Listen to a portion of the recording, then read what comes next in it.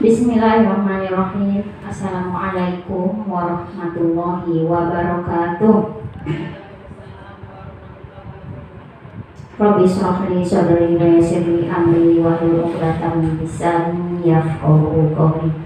Yang sama-sama kita hormati Ibu Farida selaku Kepala Sekolah SD Negeri 006 Bukit Bestari. Yang saya hormati Ibu-ibu Majelis Guru SD 06 Bukit Bestari. Terima kasih saya ucapkan karena sudah hadir bersamai saya di acara aksi nyata diseminasi penyebaran pemahaman dan penerapan pengalaman budaya positif modul 1.1.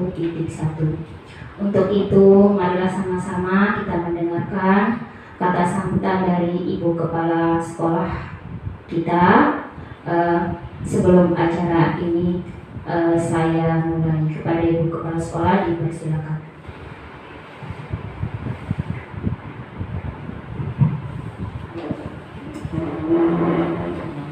Bismillahirrahmanirrahim. Assalamualaikum warahmatullahi wabarakatuh.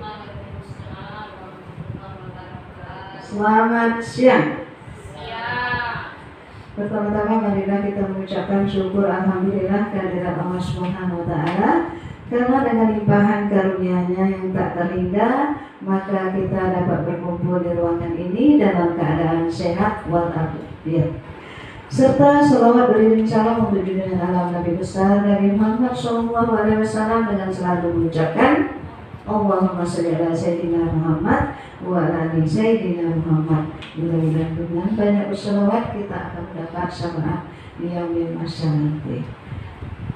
Ibu-ibu yang saya hormati, khususnya Ibu guru kita ya, sebagai guru penggerak, Ibu Usnani SPDI yang kami banggakan.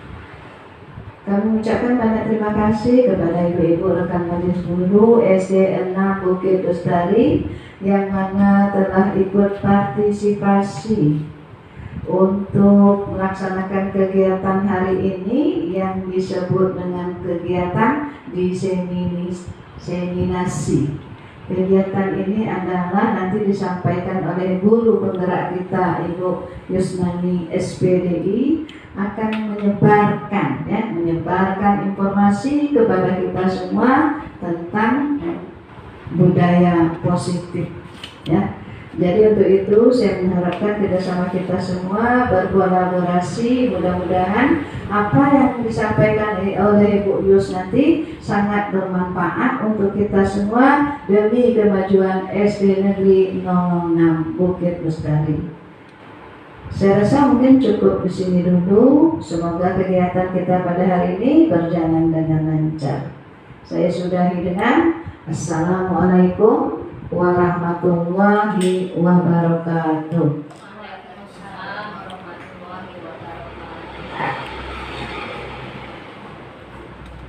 Baik, terima kasih kepada Ibu Kepala Sekolah.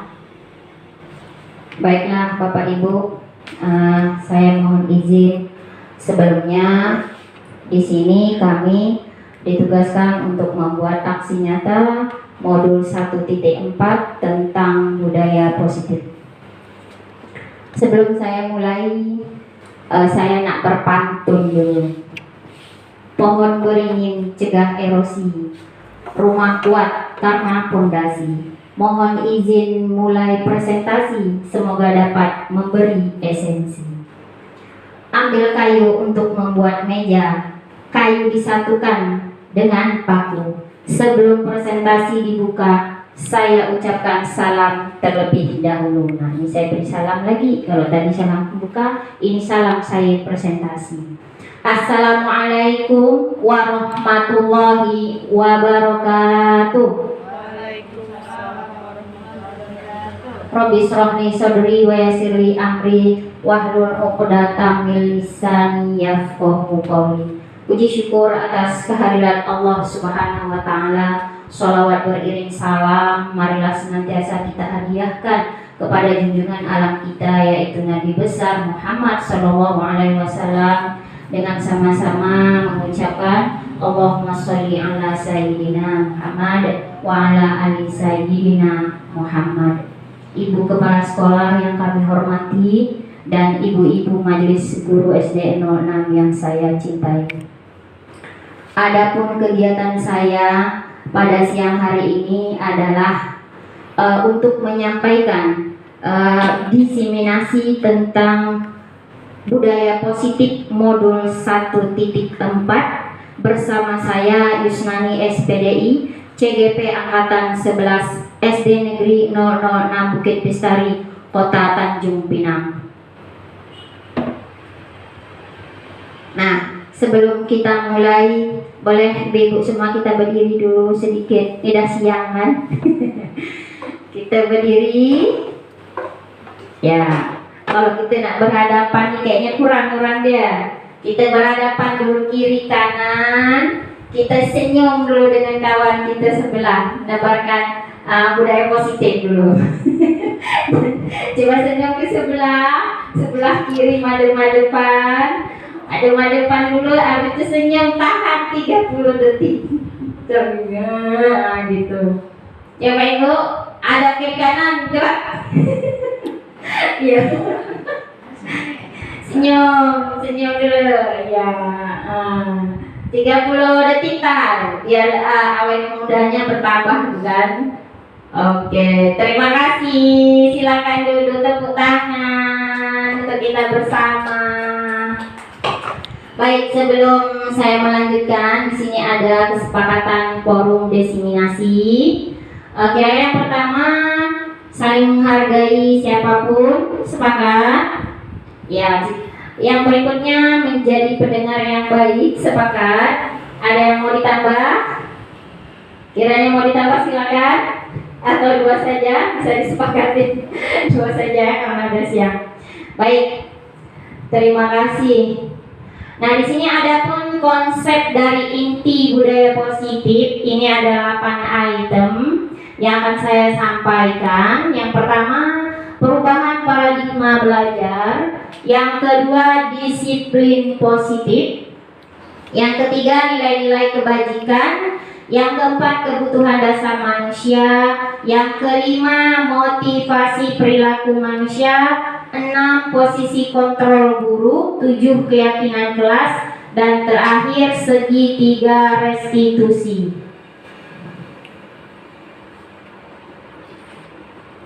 Nah, di sini yang pertama, pembelajaran dengan paradigma baru.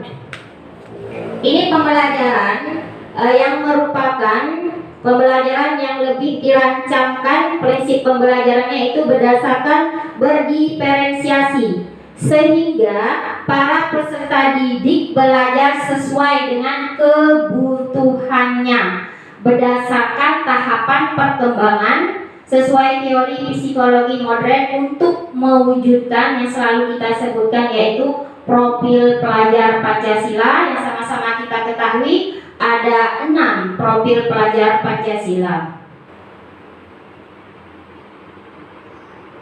Nah, ibu-ibu sekalian, jika mendengar kata positif ini, sekiranya apa sih yang ibu bayangkan gitu? Apa sih yang ibu pikirkan? Silakan, ada yang mau berargumen, saya persilakan. Ini ya, kalau kita dengar budaya positif, nah pikiran kita apa gitu? Silakan yang mau beri tanggapan. Silakan Bu Neng.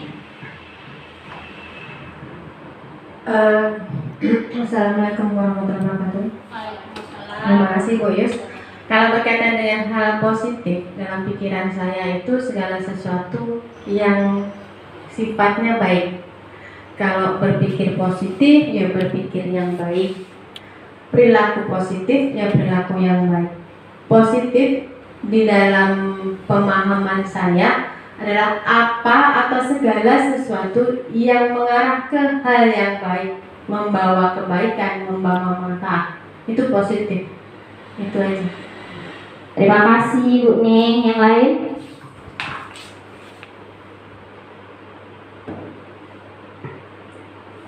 Ada Bu yang lain? Jadi kita mendengarkan positif seperti Bu Neng bilang tadi, Bu Neng?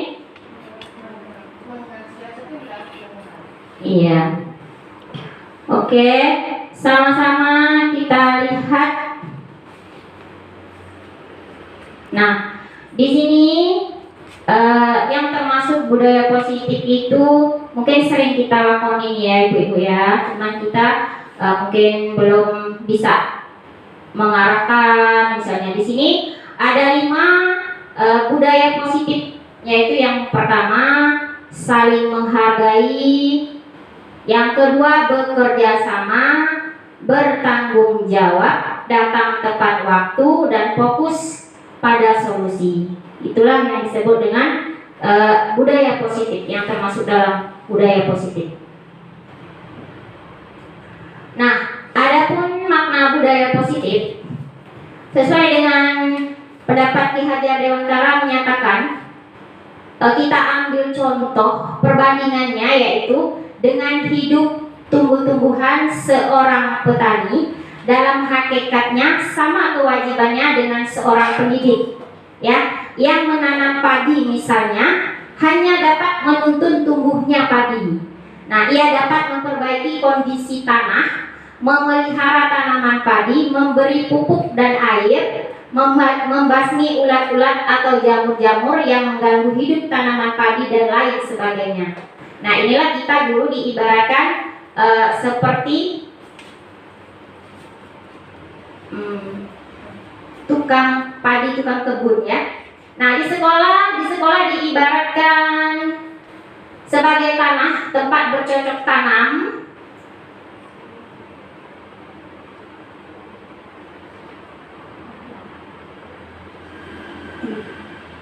Ya, jadi sehingga guru mengusahakan sekolah jadi lingkungan yang menyenangkan, menjaga dan melindungi murid-murid dari hal-hal yang tidak baik. Dengan demikian, karakter murid tumbuh dengan baik. Sebagai contoh, murid yang tadinya malas menjadi semangat, bukan kebalikannya. Murid akan mampu menerima dan menyerap suatu pelajaran bila lingkungan sekelilingnya terasa aman dan nyaman. Nah, kemudian makna dari budaya positif itu sendiri yaitu sikap, nilai, kepercayaan dan praktik baik yang menciptakan lingkungan yang mendukung dan memotivasi orang untuk berkembang dan berkontribusi secara positif. Hal ini dapat dibentuk dalam keluarga, organisasi, ya, tempat kerja atau komunitas. Nah, di sini juga disebut dengan ada budaya positif, kemudian ada disiplin positif. Nah, disiplin positif merupakan unsur utama dalam terwujudnya budaya positif yang kita cita-citakan di sekolah kita.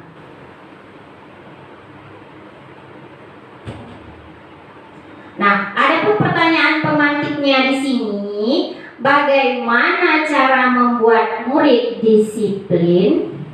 Kemudian siapakah yang bisa mendisiplinkan murid? Apakah guru yang bisa mendisiplinkan murid? Atau kepala sekolah? Atau orang tua murid? Atau murid itu sendiri?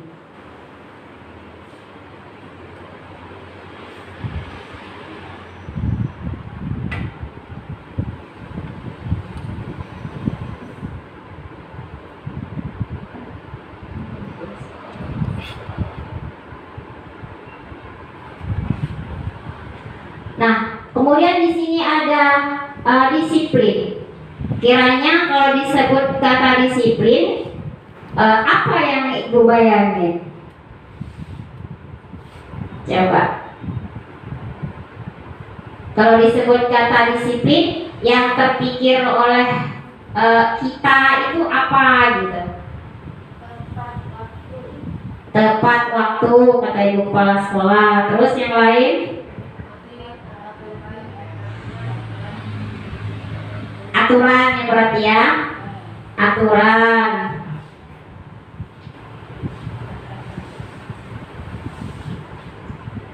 tata tertib. Oke, terima kasih Bapak Ibu.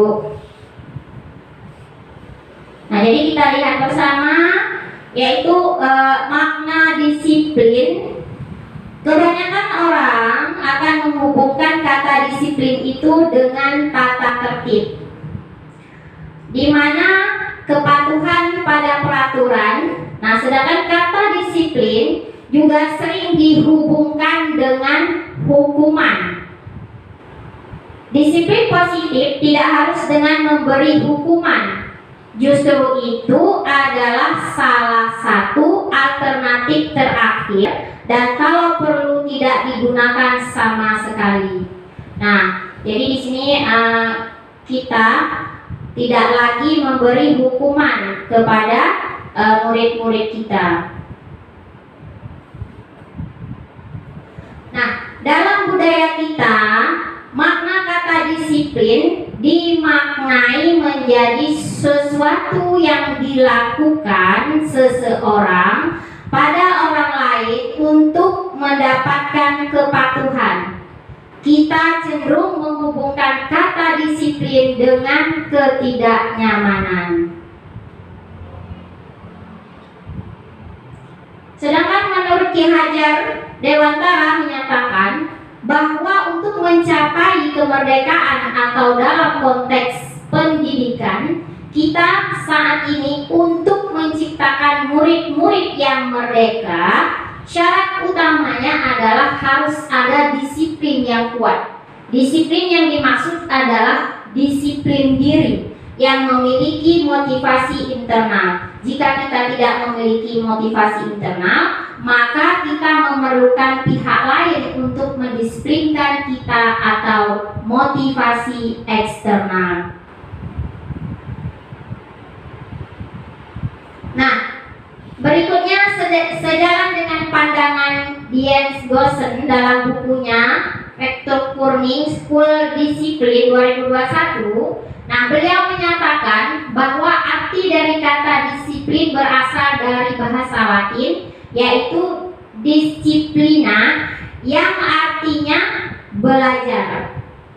Kata disiplin juga berasal dari akar kata yang sama dengan disciple atau murid, atau juga disebut dengan pengikut.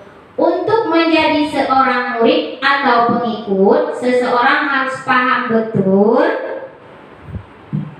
alasan mengapa mereka mengikuti suatu aliran atau ajaran tertentu, sehingga motivasi yang terbangun adalah motivasi intrinsik, bukan ekstrinsik. Ya, jadi motivasi yang datang dari diri mereka sendiri, dalam diri mereka. Nah, sebagai pendidik, tujuan kita adalah menciptakan anak-anak yang memiliki disiplin diri sehingga mereka bisa berperilaku dengan mengacu pada nilai-nilai kebajikan universal dan memiliki motivasi intrinsik, bukan ekstrinsik.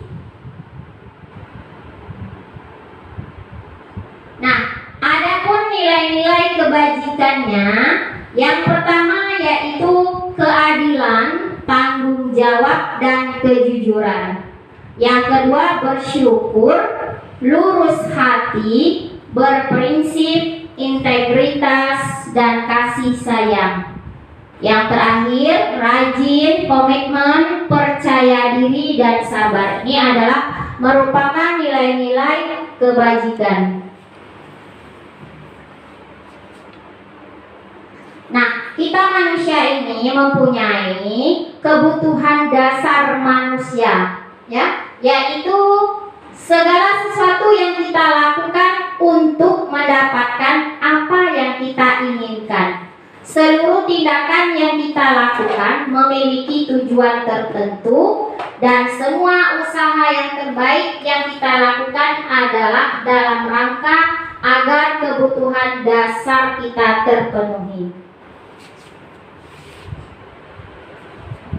Nah, di sini ada 5 kebutuhan dasar, yaitu yang pertama ada kasih sayang, cinta dan kasih sayang kesenangan, kebebasan penguasaan. Nah, di sini kesenangan. Kesenangan ini kita sebagai manusia itu ingin bermain, humor ya, antusiasme dan tertawa. Kemudian cinta dan kasih sayang. Itu ingin rasa diterima, dipedulikan, berbagi, kerjasama, menjadi bagian dalam kelompok. Kemudian ada kebebasan. Di sini pinginnya mandiri, memiliki pilihan, mencoba hal baru, mampu mengendalikan arah dirinya. Penguasaan, harga diri, keinginan untuk dianggap, berprestasi, diakui, dan didengarkan. Nah, yang terakhir ada kebutuhan bertahan hidup, yaitu seperti makanan, pakaian, tempat tinggal, keamanan, dan kesehatan. Ini adalah 5 kebutuhan dasar pada diri manusia. Nah, ada pun 3 motivasi perilaku manusia. Yang pertama, untuk menghindari ketidaknyamanan hukuman. Yang kedua, untuk mendapatkan imbalan atau penghargaan dari orang lain. Yang ketiga, untuk menjadi orang mereka inginkan dan menghargai diri dengan nilai yang mereka percaya. Inilah 3 motivasi perilaku manusia. Nah, di sini ada 3. Kita kadang menjadi seorang penghukum, kemudian membuat konsekuensi dan restitusi.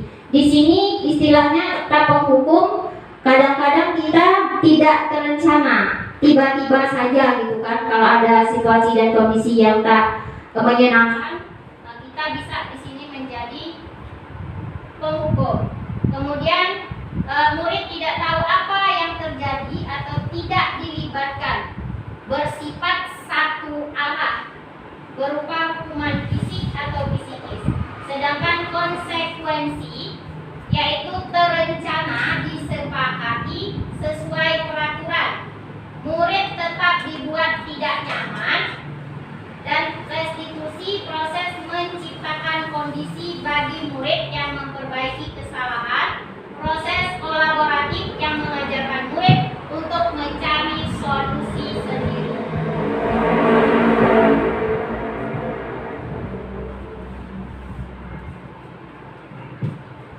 Nah, di sini ada restitusi, sebuah cara menanamkan disiplin positif pada murid. Nah, di sini jika murid kita istilahnya mengalami kesalahan atau berbuat yang tidak kita inginkan, nah disinilah kita seorang guru melaksanakan restitusi untuk menanyakan kenapa sih dia berbuat demikian gitu. Jadi kita jangan langsung menghukum dan lain sebagainya. Nah, di sini restitusi adalah proses menciptakan kondisi bagi murid untuk memperbaiki kesalahan mereka sehingga mereka bisa kembali pada kelompok mereka dengan karakter yang lebih kuat. Nah, di sini kita guru mempunyai restitusi 5 posisi kontrol guru. Itu yang pertama sebagai penghukum, kedua pembuat merasa bersalah, ketiga teman, keempat pemantau, kelima manajer. Nah, itulah dia 5 posisi kontrol. Jadi kita lihat satu-satu. Penghukum itu seperti apa, pembuat merasa bersalah itu seperti apa, teman seperti apa, pemantau seperti apa, dan manajer itu seperti apa. Kemudian nantinya sama-sama kita refleksi diri, kita berada di posisi yang mana.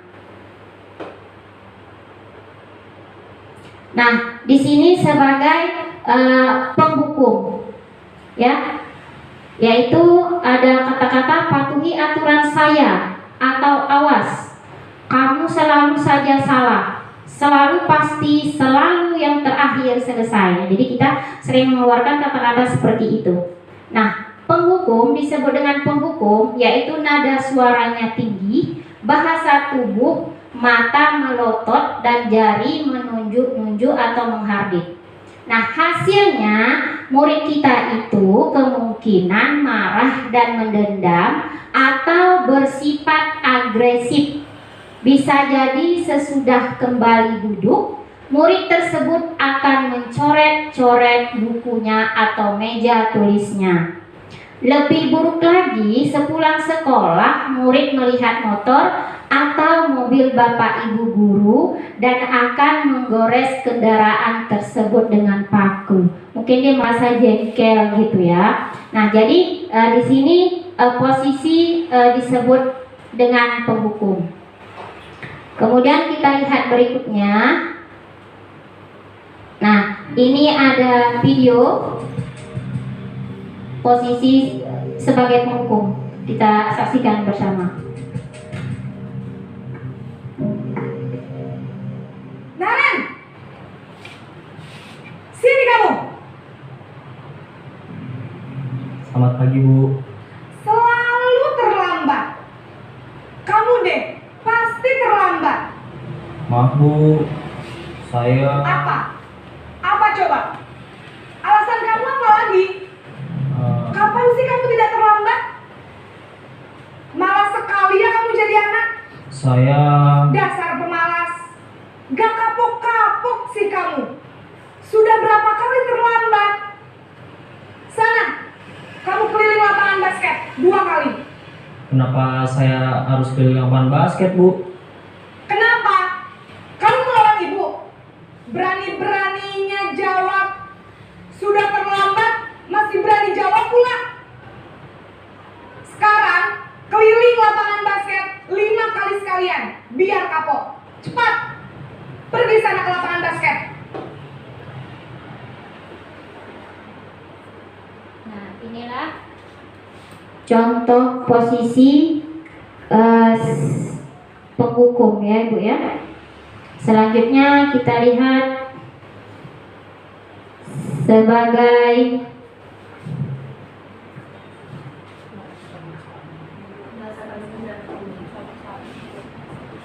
membuat merasa bersalah. Nah, membuat merasa bersalah. Nah, jadi membuat merasa bersalah itu nada suara kita tuh halus. Nada suara kita halus, melemes, sedih, bahasa tubuh merapat pada anak-anak. Akan tetapi bahasa tersebut membuat murid itu merasa bersalah. Ya, seperti kata-kata ibu sangat kecewa sekali dengan kamu. Kemudian ada kata-kata lagi, berapa kali bapak harus memberitahu kamu ya. Dan gimana coba kalau orang tua kamu tahu kamu berbuat begini. Nah, jadi ada kata-kata seperti itu. Jadi inilah disebut kita membuat merasa bersalah. Kita lihat videonya.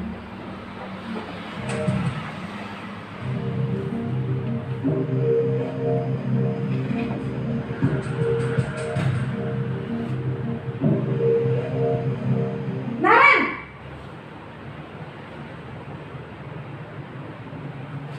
Selamat pagi, Bu. Naren. Kamu kenapa terlambat lagi, nak? Ya Tuhan, Naren. Kamu senang ya bikin ibu susah ya? Kalau kamu terlambat lagi, nanti ibu yang ditegur bapak kepala sekolah, nak. Disangka ibu tidak bisa membina kamu.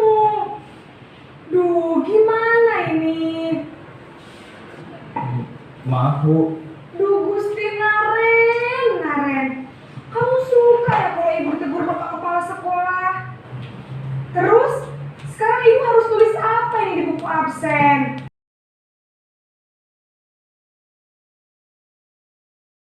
Ya, Bu. Saya memang terlambat banget tadi. Jadi, biarpun saya lari kencang, tetap nggak kekejar, Bu. Ya sudah sana. Nanti lain kali larinya lebih kenceng lagi ya. Biar gak terlambat lagi. Bikin seneng ibu. Demi ibu. Bisa kan? Bisa lah, Bu. Ya sudah sana masuk kelas. Ibu beresin urusan absen kamu.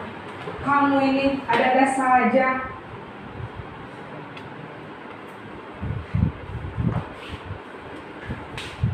Nah, yang keempat yaitu pemantau.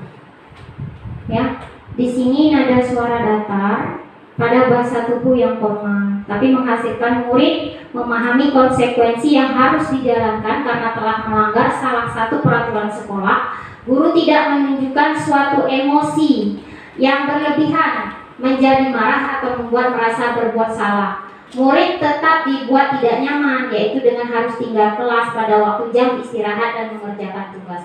Nah, di sini ada kata-kata peraturannya apa yang telah kamu lakukan, sanksi atau konsekuensinya apa. Nah, di sini juga ada videonya.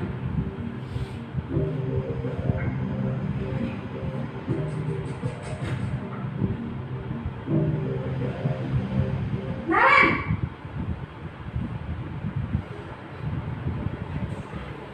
Selamat pagi, Bu. Naren, apa peraturan sekolah kita tentang jam berapa kita harus masuk sekolah, nak? Kita harus di sekolah jam 7, Bu. Iya betul, sekarang sudah jam 7.20. Naren sudah tahu konsekuensinya jika terlambat hadir. Paham, Bu. Saya harus tinggal kelas pas jam istirahat selama 20 menit. Iya benar, konsekuensinya demikian. Jadi nanti jam 9.30 pas istirahat, kamu harus tinggal di kelas, kerjakan tugas tambahan untuk ketertinggalan kamu, ya? Baik, Bu.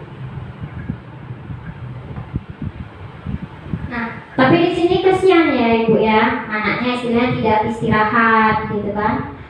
Nah, berikutnya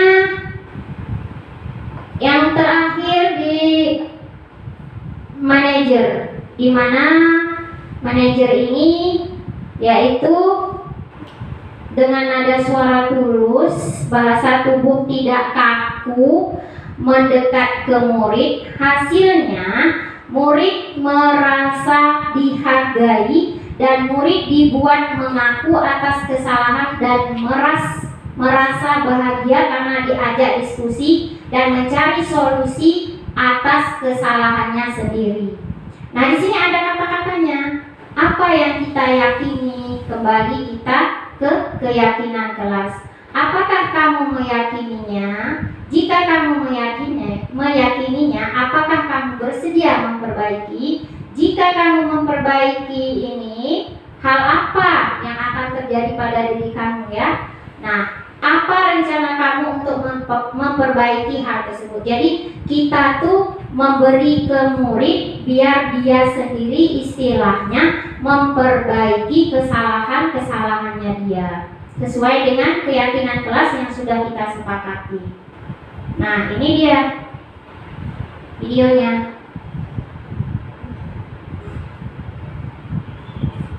Selamat pagi, Bu. Selamat pagi, Naren. Maaf, Bu. Saya terlambat. Iya, sekolah masuknya jam 7, sekarang sudah jam 7.20. Jadi sekarang bagaimana ini, Naren? Maaf, Bu. Saya lupa setel alarm saya semalam. Baiklah, menurut kamu, keyakinan sekolah yang mana yang perlu kamu tingkatkan? Menghargai diri sendiri dan orang lain mungkin ya, Bu. Setuju. Jadi, apakah Naren meyakini prinsip saling menghormati tersebut? Iya, Bu. Saya meyakininya. Apakah Naren bersedia memperbaiki masalah keterlambatan ini? Bersedia, Bu. Bagaimana kamu akan memperbaiki masalah keterlambatan ini? Saya akan coba untuk tidak lupa menyetel alarm saya, Bu.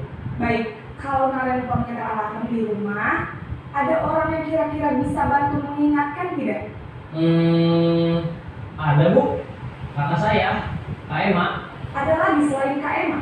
Selain Kak Emma, ada ibu saya. Baik, jadi yang mengingatkan Naren adalah Kak Emma dan ibu kamu ya? kira-kira akan mulai setel alarm kapan nih Naren? Setelah pulang sekolah, akan segera saya lakukan. Baik, jadi Naren akan setel alarm untuk bangun besok pagi dan akan diingatkan oleh kakak dan ibunda Naren ya. Ada lagi yang mungkin perlu dilakukan Naren agar tidak terlambat bangun lagi? Tidak ada, Bu. Baik Naren, terima kasih untuk kerjasama kamu. Sekarang kamu perlu kembali ke kelas untuk belajar. Baik, Bu. Terima kasih.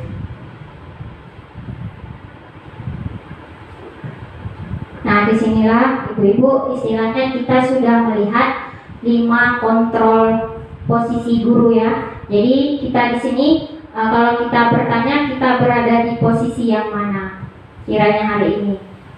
Mungkin kalau belum kita dapat ilmu ini, saya sendiri mungkin di posisi penghukum atau pemantau, bisa teman dan lain sebagainya. Nah, mudah-mudahan sudah dapat ilmu ini. Mudah-mudahan kita semua menjadi di posisi manajer ya. Begitu juga dengan ibu kepala sekolah terhadap gurunya, begitu juga gurunya terhadap murid-muridnya. Insya Allah ya, kita menjadi posisi yang manajer ya. Insya Allah. Nah, di sini untuk yang berikutnya yaitu keyakinan kelas ya. Jadi mengapa keyakinan kelas? Mengapa bukan peraturan kelas? Kiranya ada yang mau beri pendapat?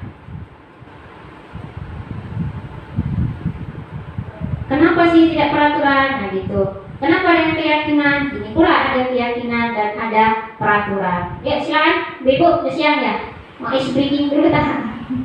Silakan Bu Neng. Kalau peraturan itu ya dulu ada konsekuensi ya. Ya. Kemarin kebetulan saya pernah baca sekilas saja berkaitan sama keyakinan. Kalau keyakinan itu kan kesepakatan satu kelas, jadi tidak ada konsekuensinya. Cuman di kelas itu dituntut untuk melaksanakannya, tapi tidak ada konsekuensi di belakang. Itu aja, tak tahu yang lain. Yang lain?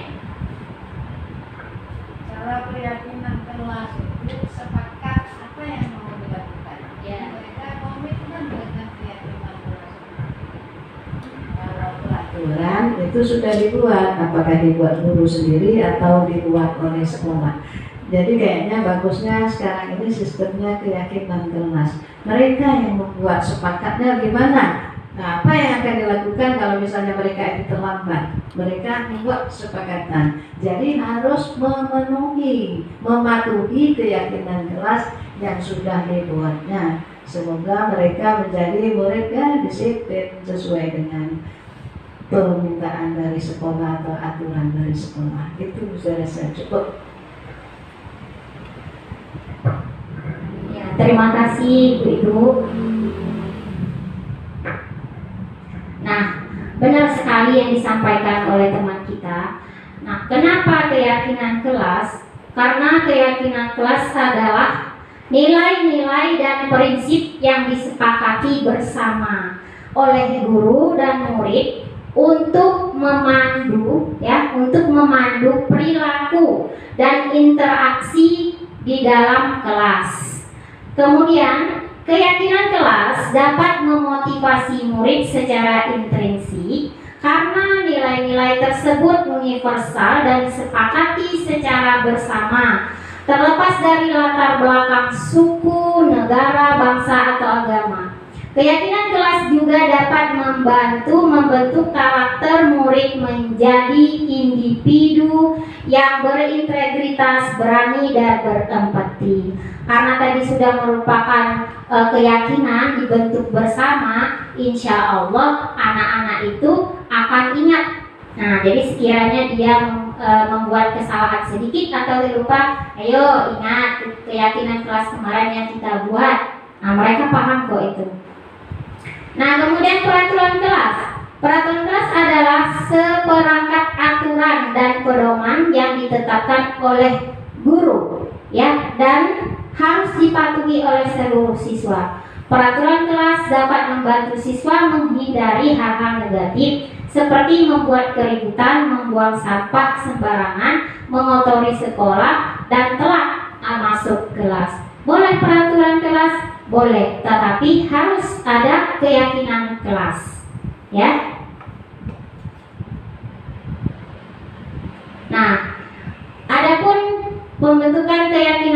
kelas itu yang pertama harus bersifat abstrak. Ya, contoh seperti yang kita ambil dari nilai kebajikan tadi, jujur, yang tadi ya, yang saya sampaikan tadi, menghormati gitu. Nah, yang kedua berupa pernyataan universal. Yang tiga dibuat dalam pernyataan positif. Positif itu seperti ini. Kan kita sering membuat kata-kata jangan mengganggu. Nah, itu kita ambil kalimat positifnya. Atau kita saling menghargai. Nah, bisa kayak gitu.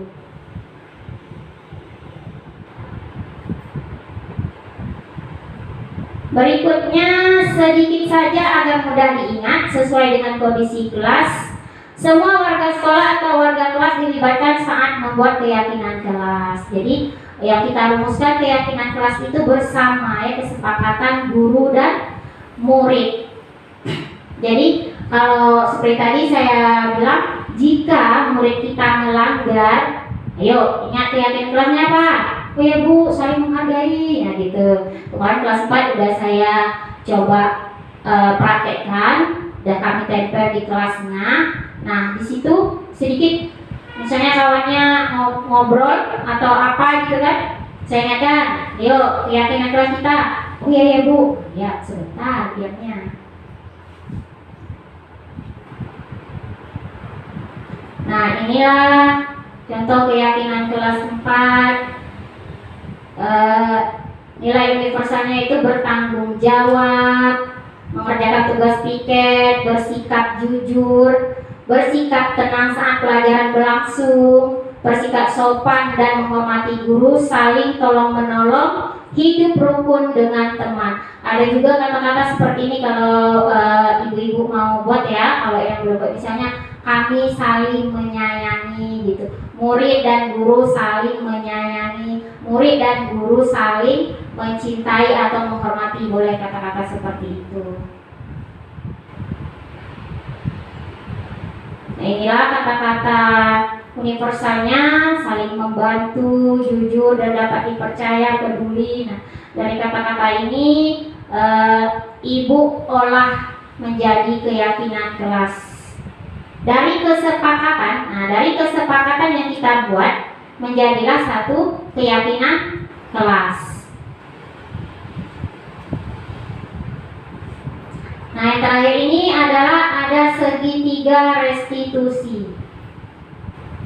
Segitiga restitusi ini adalah suatu proses dialog yang dijalankan oleh guru agar dapat menghasilkan murid yang mandiri dan bertanggung jawab. Sedangkan tahapan segitiga restitusi ini ada 3. Yang pertama menstabilkan identitas, yang kedua validasi tindakan yang salah. Nah, yang ketiga menanyakan keyakinan kelas. Nah, itu dia. Nah, yang pertama menstabilkan identitas, yaitu berdasarkan prinsip membuat kesalahan adalah bagian dari proses pembelajaran. Misalnya ada kata-kata berbuat salah itu wajar. Kemudian tidak ada manusia yang sempurna. Ibu atau bapak tidak mau mencari siapa yang salah, tapi ibu bapak ingin mencari solusi dari permasalahan ini. Kemudian kamu berhak merasa begitu. Nah, ini langkah pertamanya, kita menstabilkan identitas.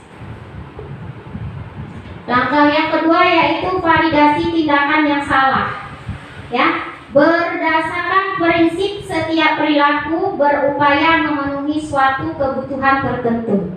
Jadi mereka berbuat salah itu istilahnya ada kebutuhan yang ingin dicapai atau apa sih kebutuhan tersebut. Nah, di sini ada kata-katanya memvalidasi tindakan yang salah itu seperti ini.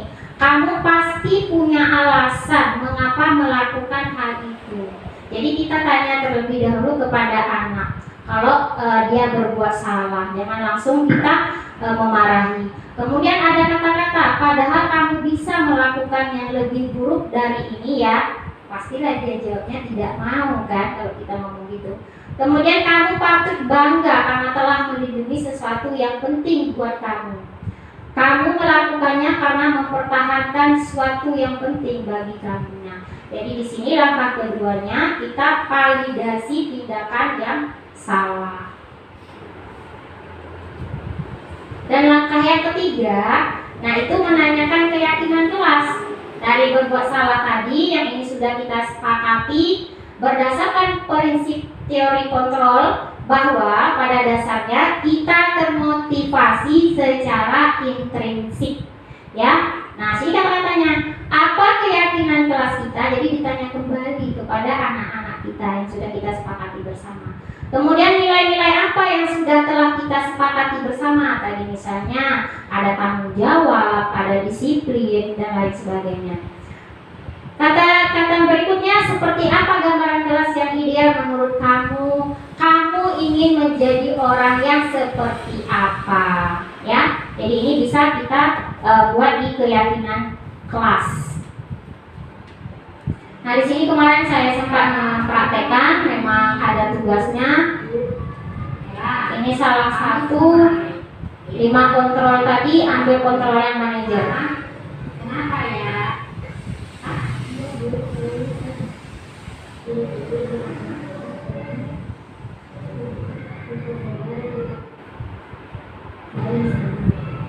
Wah, pasti menyenangkan. Ibu pun senang berjalan-jalan di daerah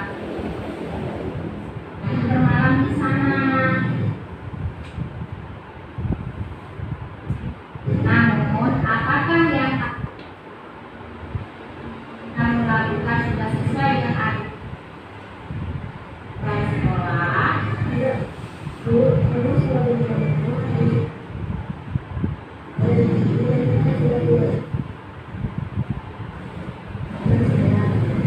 Kamu masih ingat dengan keyakinan sekolah kita? Nah,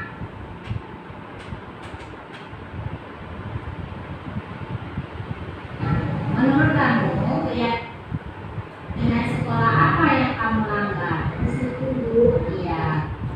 Menurut kamu disiplin itu penting tidak? Menurut saya melaksanakan.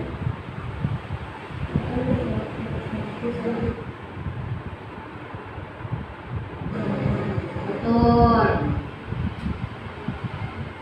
Karena sholat itu sangat penting buat kita.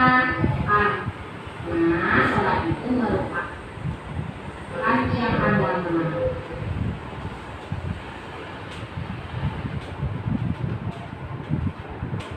Kira apa yang harus kamu lakukan?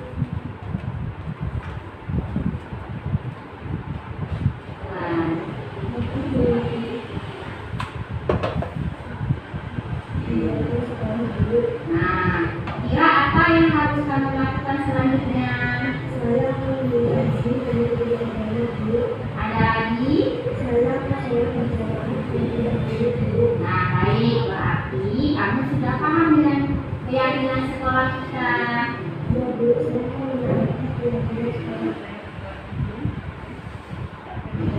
Alhamdulillah, Ibu apresiasi dan merasa senang. Sekarang silakan kamu kembali ke kelas ya.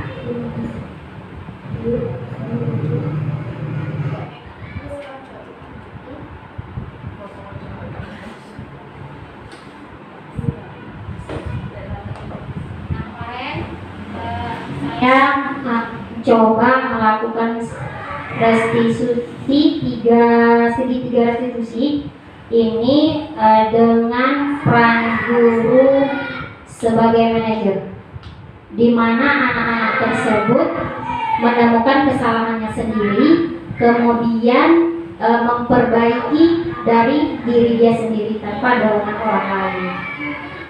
Seperti itu. Luar biasa sih. Tapi kemarin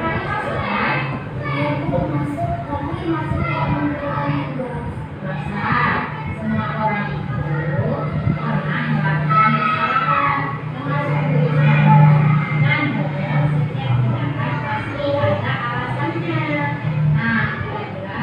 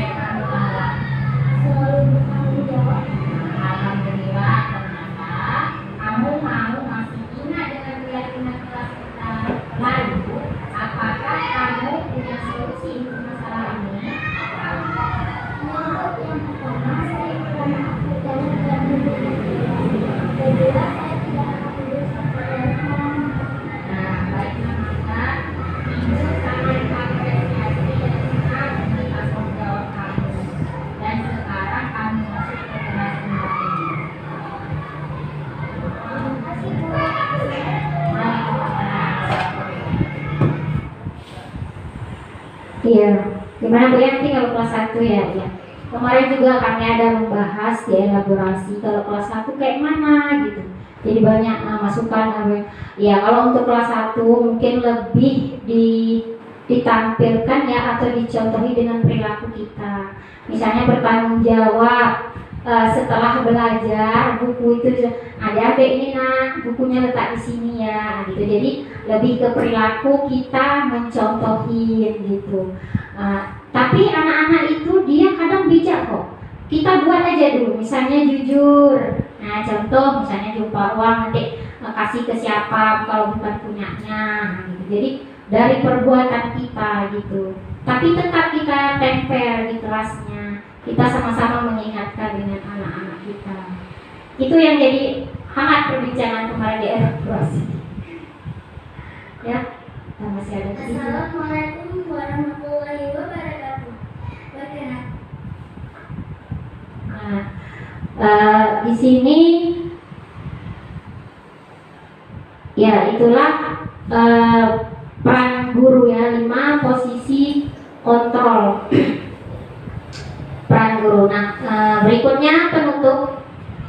Di dalam penerapan disiplin positif, hendaknya guru memiliki standar kepribadian, profesional, dan sosial yang baik, di mana guru mampu merefleksi dirinya dalam posisi kontrol saat ini, bagaimana perjalanan dirinya sebagai among atau manajer yang menuntun murid-muridnya menjadi insan yang mandiri, merdeka, dan bertanggung jawab.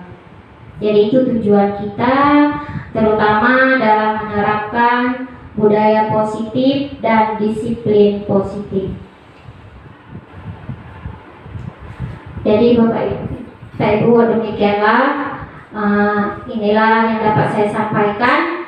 Mudah-mudahan sedikit ilmu yang saya sampaikan bermanfaat untuk kita bersama, dan mudah-mudahan setelah ini ibu-ibu membuat keyakinan kelas dan ditempel di kelas masing-masing. Saya lihat sudah ada beberapa kelas ya, ada keyakinan kelas. Tetapi kalau seandainya kalau kita SD ini kayaknya HP ini tidak ya, anak kita tidak ada membawa HP ya.